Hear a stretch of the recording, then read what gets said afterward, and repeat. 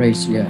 So, dito sa aking reflection, medyo malay ko yung sa outline yung 3 principle perseverance ni Pastora Joy. Yung number 2 ay, ibalik ko doon, complete. Kulang siguro ng L yun. Complete. It's not complete but complete. Kulang lang ng L. Typographical error. Okay? Pa-correct na lang yun. Dali kung ma-edit mo yun. Okay. Complete. Kasi sa NLT yung ginamit, so sinundan ko yung NLT. Ngayon, yung crisis, kanina, kahapon, na ko sa news yun, sa CNN, na sabi roon, the businessmen see every crisis as an opportunity. Ganun ang pananaw ng mga negosyante. For every crisis, they see it as an opportunity. So, nung ako'y nasa feast pa noong 1985, may kinote yung isang school president namin sa cartoon, sa message, sa chapel service namin. Yun, doon ko unang narinig yun, 1985. O 86, nandoon na kami sa sa Baguio. Dr. Lim, ang pangalan niya, no? Ngayon, kinote niya yun sa cartoon. Cartoon yung sa newspaper. At opportunity yung ginamit doon. Kaya kinote niya yun. So, every problem is an opportunity, sabi doon. So, sa CNN, kinote niya naman, businessmen see every crisis as an opportunity. Pero sa akin, hindi lang opportunity. It's also challenge. Kaya itong COVID-19 pandemic is not only an opportunity for us para makakonect, para ma-spread natin ang word of God, but a challenge for us to cope up with. Yun ang challenge To cope up with, to adjust. Paano tayo mag-a-adjust doon sa situation? Flexible. Magiging flexible tayo. Kaya adaptable, hindi lang flexible. Adaptable. Yung ating tinanggap na biyaya ng Panginoon, the grace makes us adaptable doon sa situation. Okay? So, sabi dito, para sa akin, for me, crisis or problem is both an opportunity and challenge. Challenge to exercise or to flex your muscle, kumbaga, para maunat pa natin, mabatak pa natin. Ayun yung salitang batak. Ang iba kasi, may mga pastor din, mga manggagawa, hindi batak. Pag binabatak mo, umaayaw na, umaaray na. Hindi tayo ganoon. Kaya lang fight, sabi nga sa title, fight the good fight of faith. Stand our faith. Stand our ground. Hindi yung atras abante. Okay? So, we see it, this crisis, as both an opportunity and challenge. That's how I see it. Sabi doon sa verse 3, when your faith is tested, your endurance has a chance to grow. Kaya kung hindi test yung faith natin, the endurance, yung dapat na makita ni Lord sa atin, will not have a chance to grow. In chance na yon ay opportunity. Yun doon papasok yung salitang opportunity to grow. So there are more rooms for us to grow. Okay? Hindi tayo stagnant. Hindi tayo complacent, but keep on growing. When your faith is tested, sabi sa verse 3, your endurance has a chance to grow, quote unquote. The verse 4, ito ko na yung last na reflection ko, verse 4. So let it grow. Sabi ng salita ng Diyos, let it grow. Kailan mag-grow yung faith natin at ang endurance para maabot natin yung pinagagawa ng Panginoon. Babatak tayo, yung salitang batak. For when your endurance is fully developed, okay, you will be perfect and complete. Kaya hindi complete, complete. Ayon dun sa verse 4. Making or needing nothing. Wala nang kakailanganin. Needing nothing. So yung salitang perfect doon is mature. Sa Greek word kasi yan, yung perfect na yon, teleios ang ginamit. So when you consult your Greek dictionary, iba yung perfect kaysa teleio.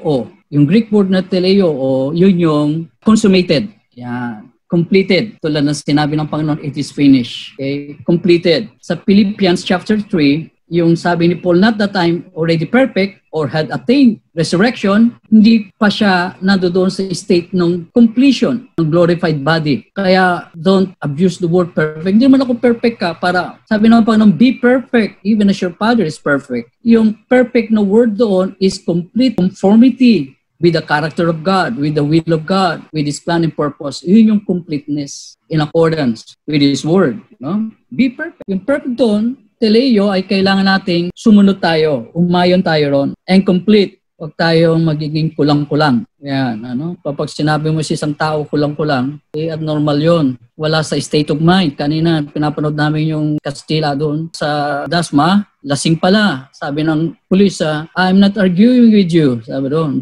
tama yung pulis. Sabi niya, I'm not arguing with you. Tapos, you are drunk. Sabi, with alcohol, so you are not right in the state of your mind. Tama yon. Diba? Criminal law kasi mga pulis. I-take mo yan. Yan ang specialization nila. Kaya doon, lasing, mayabang, arrogante, may kaso talaga yon. So complete. Nothing, needing nothing. Wala na tayong kakailanganin. Complete from A to Z. Sabi nga, Centrum. So mature. Kailangan ma-mature tayo. Kaya ang purpose dito ng COVID sa ating mga Christians, hindi naman para sa atin ito, para pahirapan tayo eh. Ang gusto ng Panginoon sa atin, patakin tayo, maging mature, battle-tested, hindi umatras. Okay? Kaya salamat sa Panginoon. And then this is the application. Lastly, the grace of our Lord Jesus is sustaining us. Sa biyaya niya na lang tayo. Kaya sabi niyo po sa 1 Corinthians 15:10, I am what I am. So sa COVID-19 na ito, we are what we are. Dahil nai-stretch tayo, dumaragdag yung endurance natin. Mamaya, i-explain ko yan. Difference of strength and endurance. Sustaining us and providing us everything we need. Kinote ko rito yung Merriam-Webster sa meaning niya ng perseverance. Quote, to increase both strength and endurance. Yan. To increase both strength and endurance. Yun yung program. Hindi ko na sinama yung program na kumbaga, yung in-example niya yung salitang perseverance. So yung perseverance, dalawa yung tinitest dyan. Strength and endurance. Kaya tatlong translation na ginamit dyan. Patience, perseverance, and endurance. Magkakaiba yan. Okay, patience, the ability for you to stay. Manatili ka. Patience yon. Keep cool, keep calm. Sabi nga nila, stay cool. Yung emotion mo, yung sarili mo, temper mo, kontrolin mo yan. Kaya yun ang temperance or doon makikita yung patience ng isang tao. Yung iba naman dyan ay ano-ano ng salita, may mga salitang fouls o maruming salita, kawalan nyo ng patience. Kaya nilalabas na yung salitang ganon. Nagmumura o bad words o pabigla-bigla. Kailang wala kayong ganong gulatin eh. Ay puto, ay pusa. Nabago lang, naging Christian dati, iba yung salita. Ngayon, naging puso-pusa na. Ayoko marinig ng ganon. Kasi hindi dapat expression yun. Okay? So, ano na yun sa'yo? Impatience. Yeah. Pag impatience yan, kaya nga sa Hebrews, ang sabi doon, we inherit the promise by faith and patience. May faith ka nga, wala ka namang patience. So, tandaan natin yung tatlo na yan, patience, endurance, and perseverance. Now, tama yung Merriam-Webster, to increase both strength and endurance. Hiniwalay niya yung strength, ang meaning, and then endurance. Tama yun. Take a look. Ako, kanina nag-enjoy ako sa picture na pinost ng valedictorian namin. Kasi section ako noon, classmate ko yan. Pinost niya yun, sa Canada yung Socrates eh. Tapos, nakita ko doon yung sarili ko. Ayun, siguro, ipupost ko rin yan. Nakita ko yung katawan ko, talagang pisik. Fourth year ako, 1973. Sabi nung classmate ko nga dyan sa Rebellion Nelly, si Gaudi may pandesal sa Sikmura. Nakita ko nga talaga, may 4-pack siguro ako noon. That's how, yung shoot ko, number 14. Number 14 yung shoot ko. Kay Martires na yun, saka San Miguel, Yoyo Martires. Ano ko yun model ko yun. Maliit lang pero endurance ako noon. Malakas ang endurance ko kung maglaro kami sa Intramuros, yan malapit sa St. Augustine Church. Section 1 ito ang mga team na. Nakita ko yung endurance ko noon. Hindi lang strength mo, lakas mo, kundi matatag ka na nakuha ko sa tryout namin ng NCAA track and field. The test of endurance yun. Malakas ka nga, pero kung di mo kaya takbuhin yung football stadium ng 800 meters and 3-4 times, wala kang endurance. So that's the difference between strength and endurance. Endurance, tumatagal. Ang strength, malakas ka nga, pero hindi mo kaya takbuhin yung 8-meter dash. Yung oval na yun, 800 meter yun. 4 hanggang 5, tinatakbo namin yun 3 times a week. Kaya ako napasa ng tryout. Okay? Between 1 o'clock to 3 o'clock yan. May klase ako ng 4:30, kaya na-relate ako. That's strength and endurance. Kailangan makita natin ang difference. Hindi yung malakas ka lang, but you can endure. The test of time, the test of this pandemic. Endurance ang laban dyan How you can stand. Mga iba, umaayaw na. Mga pastor, nag-i-insurance na. Marami akong kasabayan insurance na pinapasok. Pero kami, natili kami ng pastor kahit wala kaming support from other countries. Endurance yan. The grace of God. Because His love endures forever. Yun yung tumatagal. Tumatagal, tumatagal, at tumatagal. We need that today for every opportunity and for every challenge. And let's pray. Lord, thank you so much for your strength and endurance. When our faith is tested, you want us to produce in us patience, perseverance, and endurance.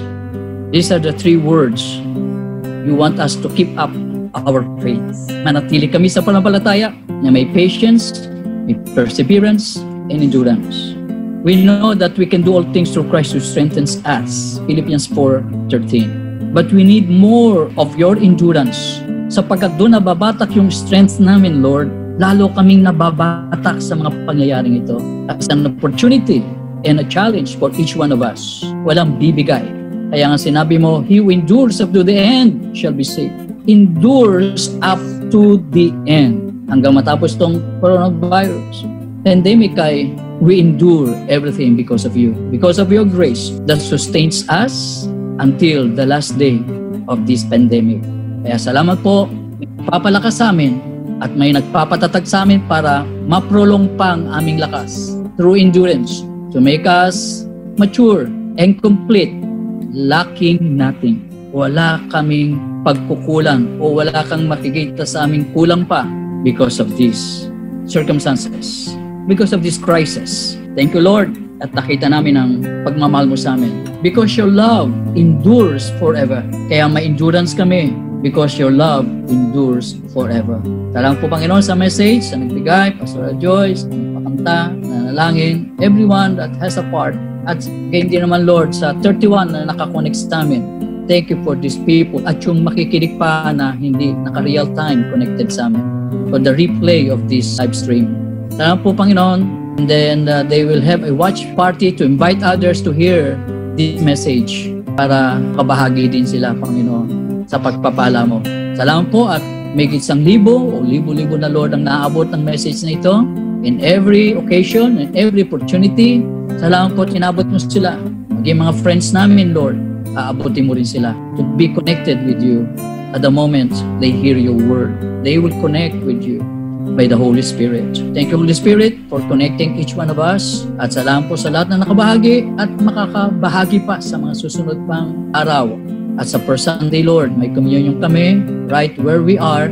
We will prepare our communion juice and our bread to break para yung within our family or within our community ay kami ay makakaganap sa iyo to commemorate and to bring into remembrance what you have done at the cross of Calvary. Do this in remembrance of me. Salamat po, Panginoon, ikaw ang aming naalala, always mindful of you because you are in our thoughts. Love the Lord with all your heart, with all your mind, with all your strength, and with all your might.